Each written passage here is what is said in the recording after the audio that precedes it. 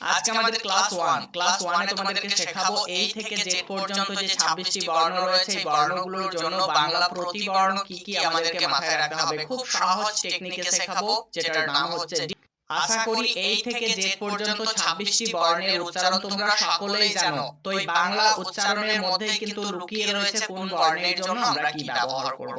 চলো আমরা শিখে নিই। এটার উচ্চারণ করি এই, বাংলা বানানটা একটু ভালোভাবে লক্ষ্য করবে।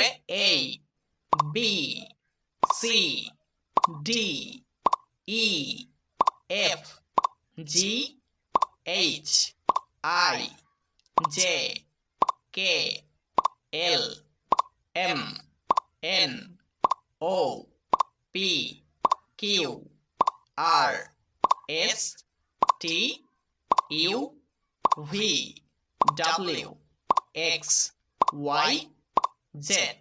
এই 26টি বর্ণের মধ্যে আমাদেরকে ইংরেজি ওয়ার্ডগুলোকে রিডিং করতে সবথেকে বেশি বাধা দেয় 5টি বর্ণ, সেটা হচ্ছে এই, ই, আই, ও, ইউ। এই 5টি বর্ণ এগুলোকে বলা হয় ভাওয়েল। তো এগুলোকে আমরা একটু সাইডে রাখছি, আমরা শুধুমাত্র কনসোনেন্ট গুলোকে কিভাবে মাথায় রাখবো সেটা আগে শিখে নিই, তারপরে আমরা এগুলো কিভাবে মাথায় রাখবো সেটাও শিখবো। একটু খেয়াল করো, এই বর্ণটাকে আমরা উচ্চারণ করি বি। বাংলা বর্ণটাকে লক্ষ্য করো, বি। তো এটার জন্য যে প্রতিবর্ণ মাথায় রাখবো সেটার জন্য খুব সহজ নিয়ম, এখান থেকে শুধুমাত্র স্বরটা বাদ দিয়ে দাও, অর্থাৎ দীর্ঘ ইকারটা বাদ দিয়ে দাও, পড়ে থাকছে ব। তো বি এর জন্য ব সাউন্ড উৎপন্ন হয়। ঠিক তেমনি করে এটা উচ্চারণ করি সি, এখান থেকেও স্বর বাদ দিয়ে দাও, দীর্ঘ ইকার বাদ দিয়ে দাও, তাহলে পড়ে থাকছে দন্ত স। তো এর জন্য স, স সাউন্ড উৎপন্ন হয়। ঠিক তেমনি করে ডি, ডি থেকে দীর্ঘ ইকার বাদ দিয়ে দাও, পড়ে থাকছে ড। তো ডি থেকে ড সাউন্ড উৎপন্ন হয়। এরপর আমরা দেখব এফ, এখান থেকে আবারও স্বর বাদ দিয়ে দাও, অর্থাৎ এ কে বাদ দিয়ে দাও, পড়ে থাকছে ফ। তাহলে এফ এ ফ। আবার দেখো জি, এই জি এখান থেকেও আমরা স্বর বাদ দিয়ে দেব, দীর্ঘ ইকার বাদ দিয়ে দিলে পড়ে থাকছে জ। তো এটা থেকে আমরা জ সাউন্ড পেয়ে থাকি। এবার একটু খেয়াল করো, আমরা দেখতে পাচ্ছি এইচ, এই বর্ণটাই শুধু আমাদেরকে একটু মাথায় রাখতে হবে। কয়েকটা বর্ণ হাতে গোনা আমাদেরকে মাথায় রাখতে হবে, এখানে কিছুই বাদ দেব না, এর জন্য আমাদেরকে মাথায় রাখতে হবে হ। এইচ এ হ সাউন্ড হয়। জে, এখান থেকেও তোমরা স্বরটা বাদ দিয়ে দাও, এ কার বাদ দিয়ে দাও, পড়ে থাকছে বর্গীয় জ। তো এখানে জ সাউন্ড উৎপন্ন হয়। কে, এখান থেকেও আমরা স্বর এ কার কে বাদ দিয়ে দিচ্ছি, পড়ে থাকছে ক। তাহলে কে তে ক সাউন্ড উৎপন্ন হয়।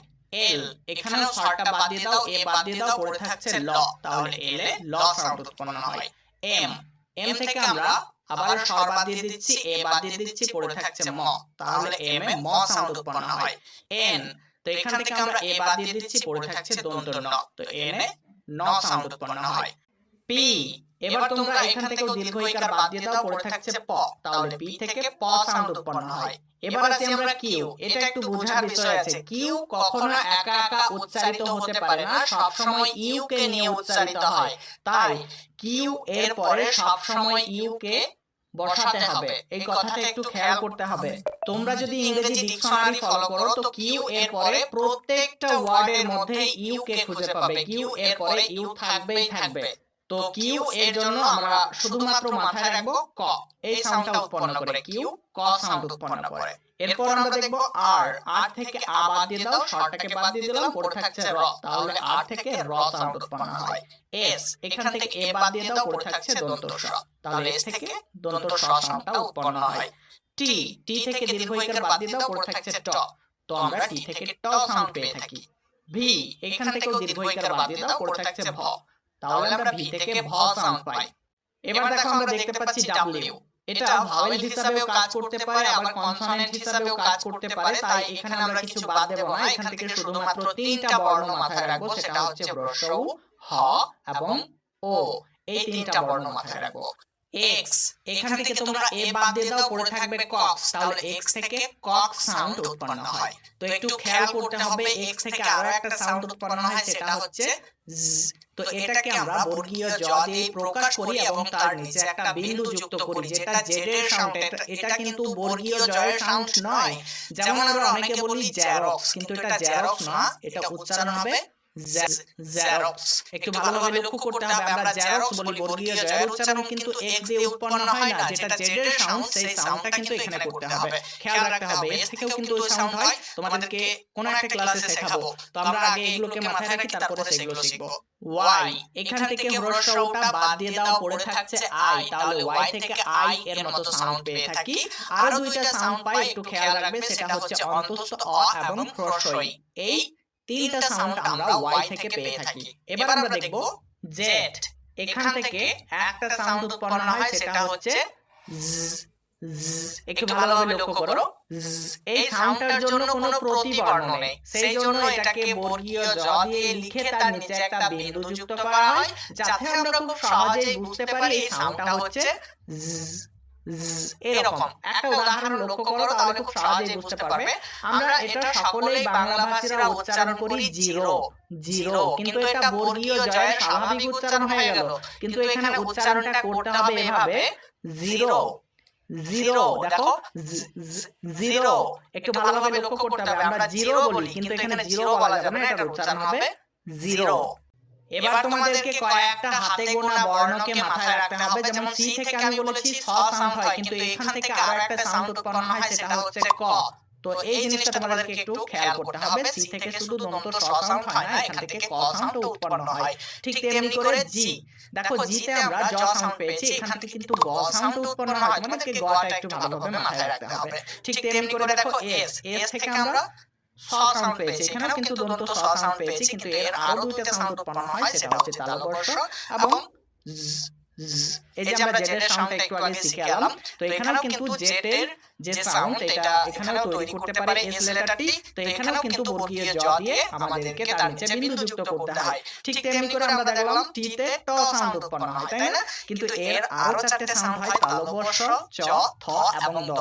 এইগুলোকে একটু তোমাদেরকে অবশ্যই খেয়াল রাখতে হবে।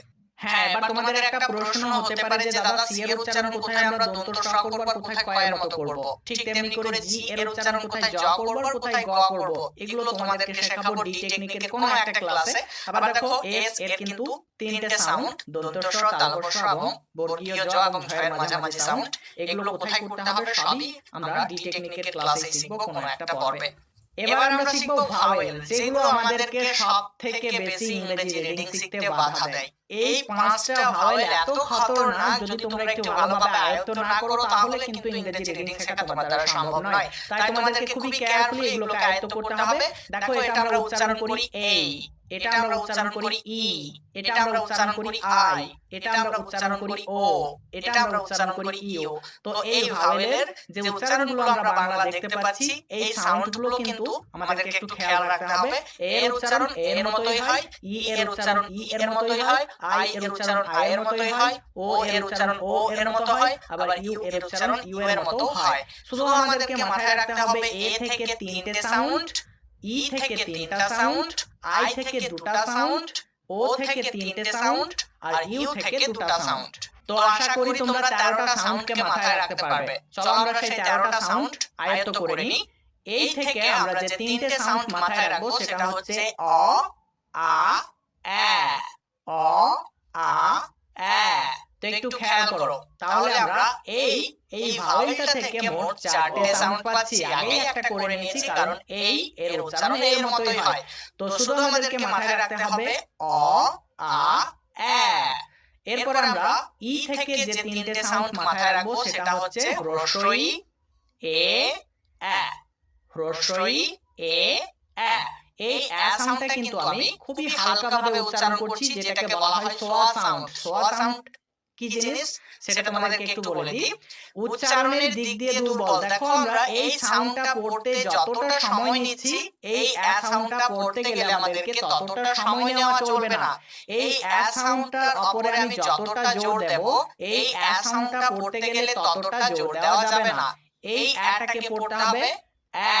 স্বাভাবিকভাবে যে এ উচ্চারণ হয় সেটা উচ্চারণ করতে হবে, কিন্তু এই এ সাউন্ডটা আমাদেরকে স্বাভাবিকভাবে উচ্চারণ করা চলবে না, অর্থাৎ ততটা জোর দেওয়া চলবে না। এটা উচ্চারণ করতে হবে হালকা মুখ খুলে এ, এ, এরকম ভাবে। এবার আমরা দেখব আই। আই থেকে যে দুইটা সাউন্ড মাথায় রাখবো সেটা হচ্ছে হ্রস্বই আর আ। হ্রস্বই আ। ও, ও থেকে যে তিনটে সাউন্ড মাথায় রাখতে হবে সেটা হচ্ছে অ, আ, উ। ইউ, ইউ থেকে যে দুটো সাউন্ড মাথায় রাখবো সেটা হচ্ছে উ বা আ, উ বা আ। তো এবার একটু খেয়াল করো, আমরা এই লেটার থেকে পাচ্ছি চারটে সাউন্ড, ই লেটার থেকে পাচ্ছি চারটে সাউন্ড, আই লেটার থেকে পাচ্ছি তিনটে সাউন্ড, ও লেটার থেকে পাচ্ছি চারটে সাউন্ড, আর ইউ লেটার থেকে পাচ্ছি আমরা তিনটে সাউন্ড। তো এই ভাওয়েলের সাউন্ডগুলো আমাদেরকে খুবই ভালোভাবে আয়ত্ত করতেই হবে, তবেই কিন্তু আমরা ইংরেজি রিডিং